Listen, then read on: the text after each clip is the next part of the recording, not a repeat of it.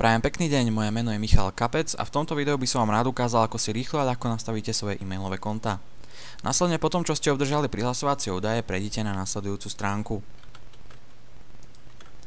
Napíšem ju aj tu, takže mala by mať takýto tvar.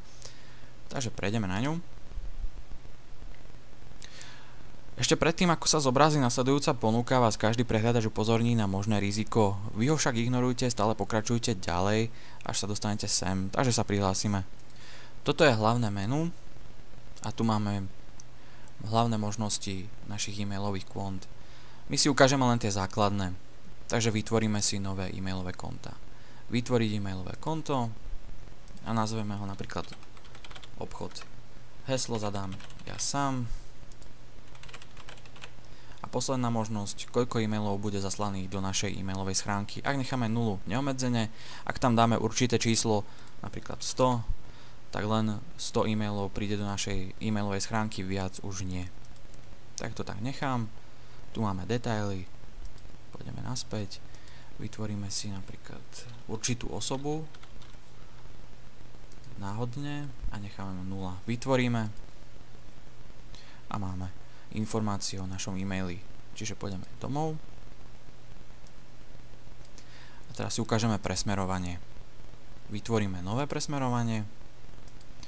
Najlepším príkladom na presmerovanie je obchod. Máme viacerých obchodníkov a ak príde e-mail na obchod, tak sa to prerozdelí, alebo respektíve to príde všetkým obchodníkom, ktorých tu dole zadáme ich e-mailové adresy. To znamená, že máme tam vytvoreného Ferka. Môže tam byť napríklad niekto, kto má externú e-mailovú adresu, napríklad Gmail a tak ďalej, môže ich tam byť koľko chcete. Takže vytvoriť. To znamená, všetko, čo príde na obchod, bude prerozdelené aj ostatným. Pôjdeme naspäť a ukážeme si automatický odpovedač. Najlepším príkladom na to je cenník. Zadáme e-mail a zadáme odpoveď. To znamená, že ak niekto bude posielať e-mail na cenník, tak mu automaticky príde aj odpoveď.